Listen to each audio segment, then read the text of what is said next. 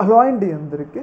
రీసెంట్గా పాకిస్తాన్ ప్రభుత్వానికి అలాగే ఆర్మీకి వ్యతిరేకంగా ఖైబర్ పఖ్తూన్వా అలాగే బెలూచిస్తాన్లో ప్రజలు చాలా పెద్ద ఎత్తున ఉద్యమాలు అయితే చేస్తూ ఉన్నారు. ప్రధానంగా వాళ్ళ డిమాండ్ ఏంటంటే ఖైబర్ పఖ్తూన్వా ఒక ప్రత్యేక దేశం, అలాగే బెలూచిస్తాన్ కూడా ఒక ప్రత్యేక దేశంగా ఏర్పడాలి అని చెప్పేసి వాళ్ళు పెద్ద ఎత్తున ప్రొటెస్ట్లు అయితే చేస్తూ ఉన్నారు. అందులో భాగంగా పాకిస్తాన్ ఆర్మీని టార్గెట్ చేసుకొని వాళ్ళ మీద దాడులు, ఆర్మీ పర్సన్స్ చంపడం ఇవన్నీ కూడా చేస్తూ ఉన్నారనమాట. అయితే ఈ సందర్భంగా ఇవి రీసెంట్ డేస్లో ఎక్కువ పెరిగిపోయినాయి అనమాట. ప్రధానంగా మనం చూసుకున్నట్లయితే సౌదీ అరేబియా పాకిస్తాన్తో ఈ ఒప్పందం కుదుర్చుకున్న తర్వాత వీళ్ళు చాలా పెద్ద ఎత్తున ఇంకా పాకిస్తాన్ ఆర్మీని టార్గెట్ చేసుకొని చాలా పెద్ద ఎత్తున ఈ యొక్క దాడులు అయితే చేస్తూ ఉన్నారనమాట.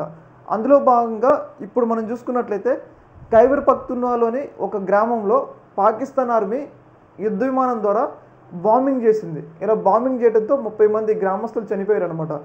ఇలా చనిపోవడంతో వాళ్ళందరూ కూడా పాకిస్తాన్ ప్రభుత్వానికి ఏకమయ్యారనమాట. ఏకమయ్యి పెషావర్లో ఉన్న ఎయిర్ బేస్ని ముట్టడించాలి. ఏదైతే మనం నేపాల్లో జంజీ ఉంది కదా, సేమ్ అలాగే బెలూచిస్తాన్ ప్రజలు అలాగే ఖైబర్ పఖ్తూన్వాలో ప్రజలు అక్కడ పెషావర్ ఆర్మీ బేస్ని ముట్టడించాలి, వాళ్ళని తరిమి కొట్టాలి అని చెప్పేసి నిర్ణయం అయితే తీసుకోవడం జరిగింది.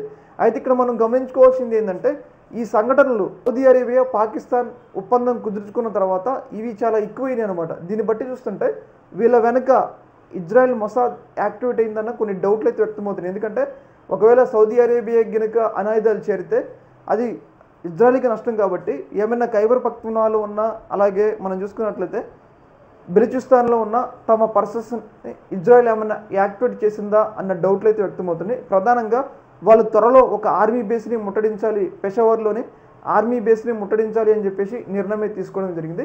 ఏదేమైనా కానీ పాకిస్తాన్ మాత్రం త్వరలో ఏదో పెద్దది జరగబోతుంది అని చెప్పేసి మనకైతే క్లియర్గా అర్థమవుతుంది.